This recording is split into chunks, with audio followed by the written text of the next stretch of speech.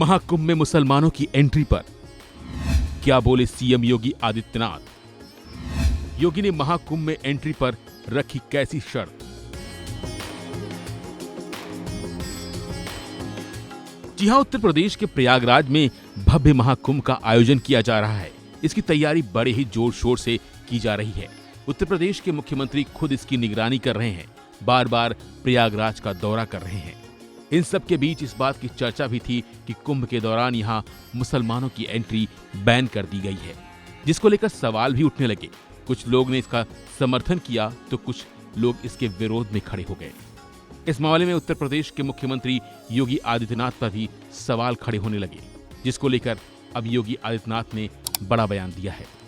आज तक को दिए गए इंटरव्यू के दौरान जब योगी आदित्यनाथ से इस विषय पर पूछा गया तो उन्होंने साफ कहा कि जिस किसी को भी भारत की सनातन परंपरा में आस्था है वह यहाँ आए, लेकिन उन्होंने चेतावनी भरे लफ्जों में यह भी कहा कि अगर गलत मानसिकता से लोग यहाँ आए, कुछ भी गलत करते हुए पकड़े जाने पर उनके साथ दूसरे तरीके से व्यवहार हो सकता है।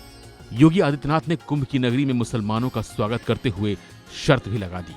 सीएम योगी ने आज तक से बातचीत के दौरान कहा कि जो अपने को भारतीय मानता है, भारतीय सनातन परंपरा पर श्रद्धा का भाव रखता है।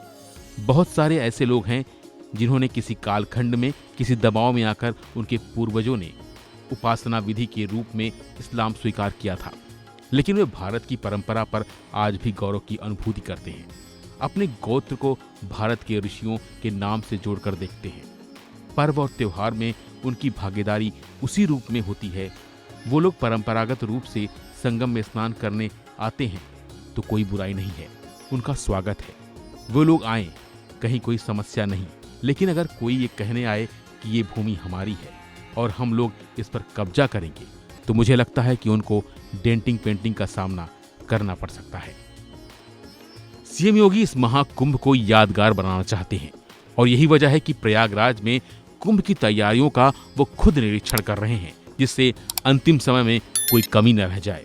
इस दौरान सीएम ने रेडियो स्टेशन की भी शुरुआत की, जिससे जो लोग प्रयागराज नहीं पहुंच सकते वे लोग घर बैठे कुंभवाणी के जरिए आस्था की अनुभूति ले सकें। दूर दराज के उन गांवों में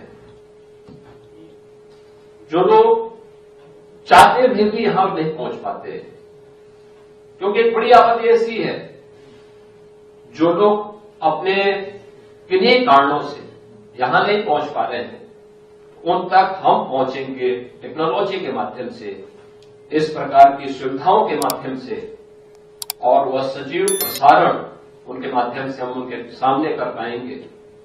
तो मुझे लगता है कि उनको भी सनातन गौरव के इस महासमागम को जानने, सुनने और आने वाली पीढ़ी को बताने का एक अवसर प्राप्त होगा। फिलहाल के लिए बस इतना ही।